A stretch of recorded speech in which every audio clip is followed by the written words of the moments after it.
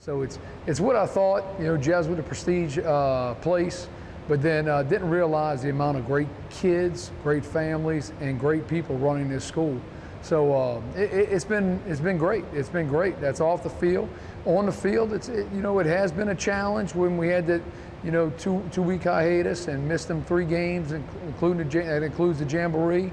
But I love the way the kids are working, and very interested to see how we respond this week, and still learning about my program. I think we're where we're supposed to be.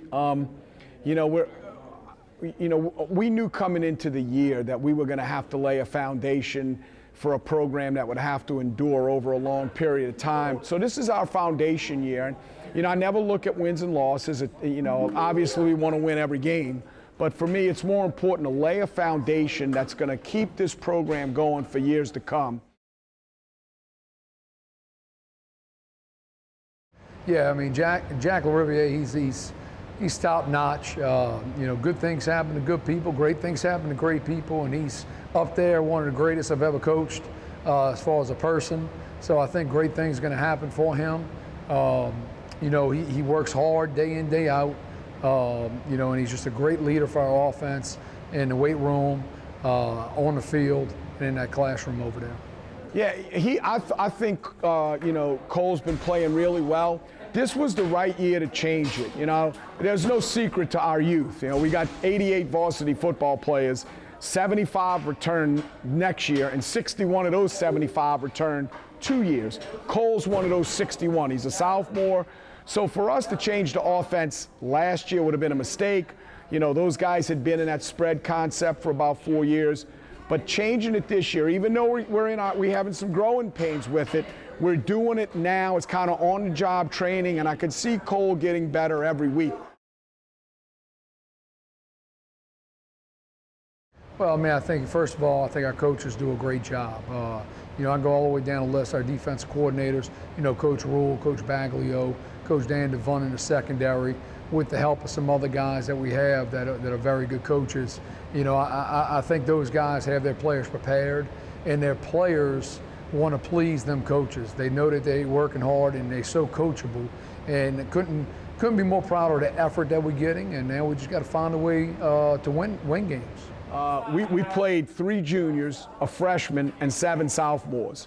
And those kids are competing as hard as they can.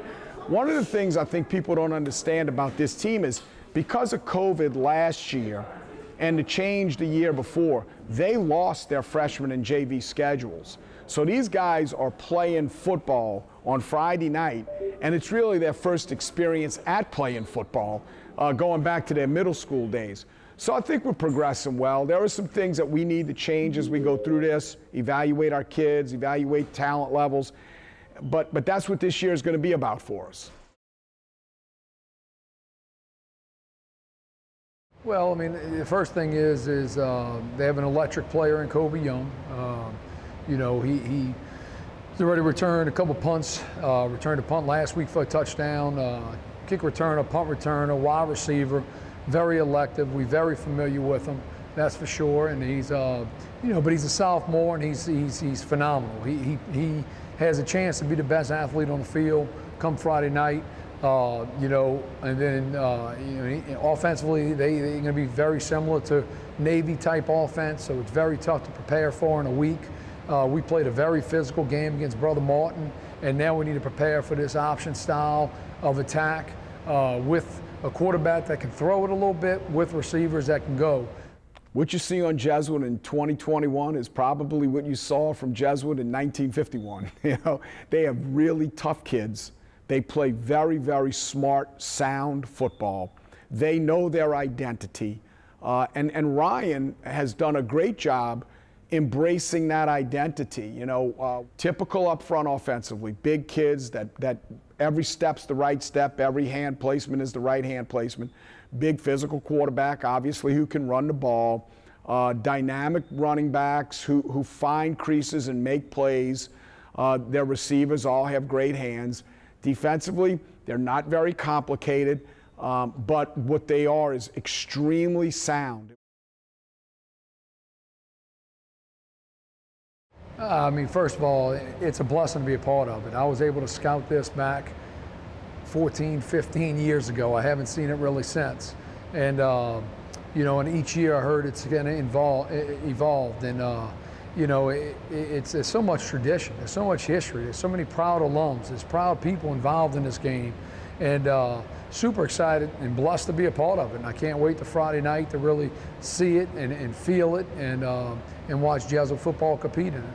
You know, my love for Holy Cross it's stronger now than really it was when I was a student here. I've really embraced and appreciate what the brothers taught me in the late 70s and what my parents gave to me by sending me to Holy Cross. My dad is a 1956 graduate of Holy Cross. My entire family went to Holy Cross.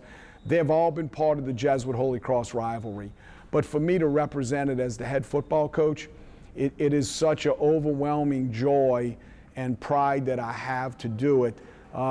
You know, and I would just like to become part of a rivalry. You know, right now, Jesuit has had their way with us for a little while. And, you know, it's time for us to renew the rivalry. And, you know, in my coaching manual, the first words in my coaching manual are beat the rival for survival.